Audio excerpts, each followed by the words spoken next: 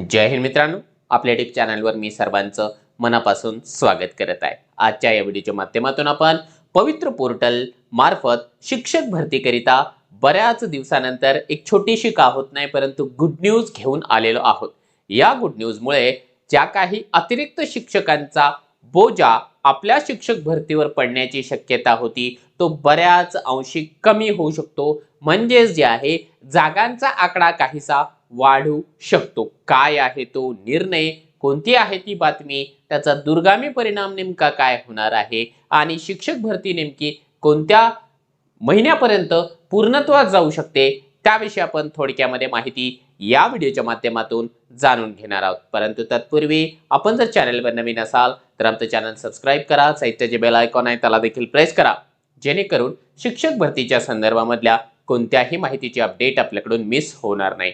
मित्रांनो, सगळी माहिती तपशीलवार पद्धतीने पाहण्याच्या पूर्वी आपण जर का या ठिकाणी येत्या टीईटी परीक्षेची तयारी करत असाल तर आपल्यासाठी अवेलेबल आहे गुरुजी नावाची टीईटी बॅच। या बॅच मध्ये पेपर 1 असेल किंवा पेपर 2 असेल याकरिता आवश्यक असलेले सगळे विषय डेली लाईव्ह स्वरूपामध्ये शिकवले जातात। लाईव्ह लेक्चर मिस झालं तर रेकॉर्डेड फॉर्मॅटमध्ये अवेलेबल आहे।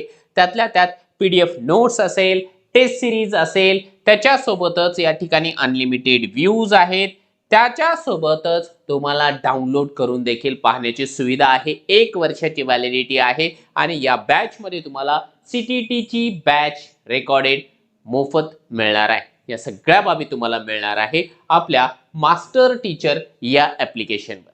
आपण प्ले स्टोअरला जाऊन आजच जे आहे मास्टर टीचर हे जे ॲप आहे डाउनलोड करून घ्या। चला आता आपण जाऊया आपल्या मुख्य मुद्द्याकडे।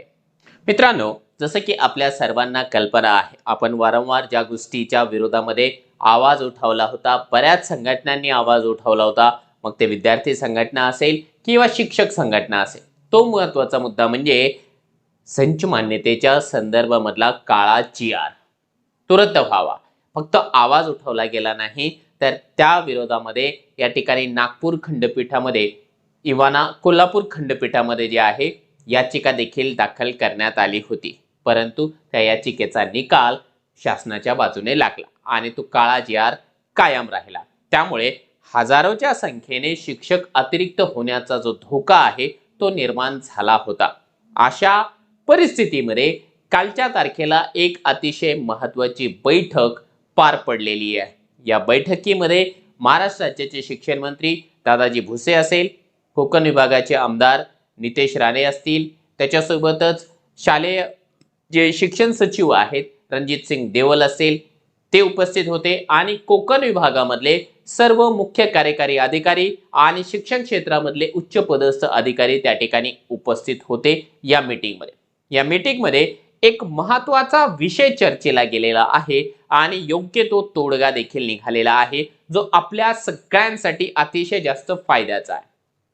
बघा, लक्षात घ्या, जो काही अतिरिक्त होणारे शिक्षक होते ते अशा एरियामध्ये जास्त होते ज्या एरियामध्ये मुळातच विद्यार्थी संख्या कमी आहे। इवाना जी लोकवस्ती आहे, लोकसंख्या जिथे विरळ आहे त्या एरियामध्ये साहजिक आहे, गावामध्ये जर का लोकच कमी असेल तर शाळेमध्ये विद्यार्थी संख्या देखील कमीच असणार आहे। आणि अशा परिस्थितीमध्ये जर तो काळा GR संच मान्यतेचा लागू झाला तर अशा कंडिशनमध्ये त्या शाळेमध्ये अतिरिक्त शिक्षकांचं प्रमाण जास्त होणार होतं। प्रामुख्याने महाराष्ट्राचं जर का आपण भौगोलिक पूर्ण पार्श्वभूमी जर का बघितली तर कोकण विभाग जो आहे त्या कोकण विभागामध्ये विरळ लोकसंख्या आहे आणि त्यामुळे तिथले शिक्षक जे आहे हजारोच्या संख्येने अतिरिक्त होण्याचा धोका निर्माण झाला होता। याच गोष्टीवरती खूप मोठ्या प्रमाणावरती पॉझिटिव्ह चर्चा झाली आणि पॉझिटिव्ह चर्चा झाल्याच्या नंतर यामध्ये माननीय शालेय शिक्षण मंत्र्यांनी असा तोडगा काढलेला आहे की 20 पेक्षा कमी पटाच्या शाळांवरती जे शिक्षक अतिरिक्त होणार होते त्या शिक्षकांची संख्या कमी केली जाईल। इवाना 20 पेक्षा कमी, इवाना 10 पेक्षा कमी जरी का एखाद्या शाळेची पटसंख्या असेल तरी देखील त्या ठिकाणी ॲटलिस्ट एक कायमस्वरूपी शिक्षक दिला जाणार आहे संच मान्यतेमध्ये। मग अशा कंडिशनमध्ये जे अतिरिक्त होणारे शिक्षकांचं प्रमाण होतं तो बऱ्याच अंशी कमी होणार आहे। सध्या महाराष्ट्रभरामध्ये जे प्राथमिक आकडा होता तो जवळपास 8,000च्या आसपास शिक्षक अतिरिक्त ठरण्याचा धोका होता। त्यापैकी जर आपण कोकण विभागाचा जर का आढावा घेतला तर कोकण विभागामध्ये 2000 शिक्षक या गोष्टीमुळे जे आहे अतिरिक्त ठरण्याची भीती निर्माण झाली होती. आता बऱ्याच अंशी त्या ठिकाणच्या अतिरिक्त शिक्षकांना जे आहे दुसरीकडे जाण्याची या ठिकाणी वेळ येणार नाही. म्हणजे किमान 2000 शिक्षकांना याचा सरळ सरळ फायदा होणार आहे. आता तुम्ही म्हणाल की सर हे तर सगळं कार्यरत शिक्षकांसाठी चालू आहे, मग आपलं नेमकं काय, पोर्टलचं काय? तर लक्षात घ्या, जर समजा वॅकन्सी क्रिएट झाली असते महाराष्ट्रभरामध्ये, याच्यापूर्वी मी या गोष्टी एक्सप्लेन केलेल्या आहे, परत एकदा सांगतोय. महाराष्ट्रामध्ये एकूण वॅकन्सी क्रिएट झाल्याच्या नंतर पाहिल्या जाणार आहे, जाहिरात दिली जाणार नाही, जाहिरात देण्याच्या पूर्वी पाहिल्या जाणार आहे अतिरिक्त शिक्षक किती आहे. समजा या कोकण विभागामध्ये 2000 शिक्षक अतिरिक्त आहे, मग त्यांची जी आहे अगोदर समायोजनाची प्रोसेस करावी लागणार आहे. मग त्यांचं समायोजन या रिक्त असलेल्या जागांवर केल्या जाणार होतं. म्हणजे ज्या जागा पवित्र पोर्टलला येणार होत्या त्या जागांवरती या लोकांचं समायोजन होणार होतं. म्हणजे आता लक्षात घ्या, आता जो आहे हा जो धोका आहे तो संपलेला आहे.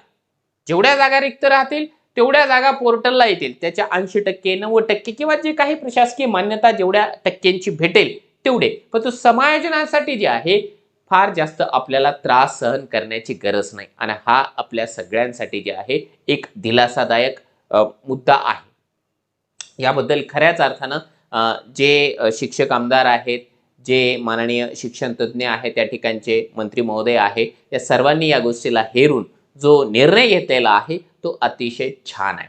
असाच निर्णय जर का आणखीन महाराष्ट्रभरामधल्या वेगवेगळे जे प्रशासकीय विभाग आहेत त्या प्रशासकीय विभागामध्ये जिथे लोकसंख्या कमी आहे, तिथे वाडी, वस्ती, तांडे आहेत, जिथे की लोकसंख्या ऑलरेडी कमी राहते, त्या ठिकाणी जरी हा निर्णय घेतला तर आणखीन जे अतिरिक्त होणाऱ्या शिक्षकांचा धोका आहे ना तो बऱ्याच अंशी कमी होईल. अन्यथा काय होणार होतं की 20 पेक्षा कमी पटाच्या जर का शाळा राहिल्या त्या ठिकाणी एक कंत्राटी शिक्षक दिला जाणार होता. आता तो कंत्राटी शिक्षक त्या ठिकाणी न देता एक परमनंट शिक्षक त्या ठिकाणी मिळेल. त्यामुळे काय होणार आहे, अतिरिक्त शिक्षकांचा जो प्रश्न आहे तो बऱ्याच अंशी या ठिकाणी कमी होऊ शकतो. परंतु सध्या हा जो निर्णय आहे कोकण विभागासाठीच लागू करण्यात येणार आहे. कारण कालच्या मीटिंगमध्ये फक्त कोकण विभागासाठीच या मुद्द्याला चर्चेला गेलेला आहे आणि याचा निर्णय झालेला आहे. परंतु एकूण ओव्हरऑल जर का आपण महाराष्ट्रभरामध्ये बघितलं तर अजूनही अतिरिक्त शिक्षकांचं प्रमाण बऱ्याच अंशी आहे. यांचं समायोजन पहिल्यांदा तालुका लेवल, नंतर जिल्हा लेवल, नंतर विभागावर आणि नंतर राज्यावर असं केलं जाणार आहे. बरेचसे शिक्षक या जिल्ह्याच्या त्या जिल्ह्यामध्ये जरी आपल्याला गेलेले पाहायला मिळाले तर अजिबात आपल्याला आश्चर्य वाटणार नाही. कारण बऱ्याच जिल्ह्यांमध्ये अतिरिक्त शिक्षकांचं प्रमाण आहे. तिकडच्या जर का पश्चिम महाराष्ट्र म्हणा किंवा विदर्भामध्ये जर म्हटलं तर बऱ्यापैकी जागा आहे, परंतु मराठवाड्यामध्ये त्या तुलनेमध्ये जागांचा आकडा कमी आहे. अजूनही संच मान्यतेच्या नंतरचं जे काही चित्र आपल्याला स्पष्ट होणं अपेक्षित होतं ते चित्र अजूनही स्पष्ट झालेलं नाहीये. इव्हन याच्यानंतर जे आहे बऱ्याच जणांची अशी मत आहे की यार ठीक आहे, तो जी आर जर का रद्द झाला तर हे बघा, तो जी आर डायरेक्टली रद्द होणं पॉसिबल नाही आहे. त्या संदर्भामध्ये जेव्हा आपल्या मी मध्यंतरी उल्लेख केलाय की कोल्हापूर खंडपीठानं त्या याचिकेचा निकाल शासनाच्या बाजूने लावला होता. आता त्याच्या विरोधामध्ये जी संघटना होती ती संघटना सुप्रीम कोर्टामध्ये गेलेली आहे. स्पेशल लीव्ह पिटिशन त्या ठिकाणी दाखल झालेली आहे. आता हा मुद्दा सुप्रीम कोर्टामध्ये आहे, त्याच्यामुळे आता शासन देखील त्या संदर्भामध्ये डिसिजन घेऊ शकणार नाही. तो आपल्या लेवलला जे आहे कुठे कुठे जर का भौगोलिक परिस्थिती असेल तर त्या ठिकाणी नियमामध्ये शिथिलता आणू शकतं, परंतु डिरेक्टली जे आहे त्या संदर्भामध्ये निर्णय सध्या तरी घेईल असं शासन वाटत नाहीये. कारण मुद्दा जे आहे न्यायप्रविष्ट आहे आणि न्यायप्रविष्ट देखील आपल्याला सुप्रीम कोर्टामध्ये तो मुद्दा पाहायला मिळतोय. परंतु एक गोष्ट आपल्या सगळ्यांसाठी चांगली हीच आहे की कोकण विभागामधला जो अतिरिक्त शिक्षकांचा मोठा गंभीर प्रश्न होता तो बऱ्याच अंशी या ठिकाणी सॉल्व्ह झालेला आहे. मग आता आपला प्रश्न असेल की मग सर आता हा मुद्दा निकाली लागला असेल तर मग भरतीची प्रोसेस नेमकी काय? तर लक्षात घ्या, संच मान्यता झाल्याच्या नंतर मी आता उल्लेख केल्याप्रमाणे रिक्त जागा आणि अतिरिक्त जागा या दोघांचं समायोजन केलं जाणार आहे आणि त्याच्यानंतर मग ही सगळी प्रोसेस केली जाणार आहे. खऱ्या अर्थानं यासाठी जे आहे एक डेडलाईन देण्यात आली होती 31 मार्च 2026.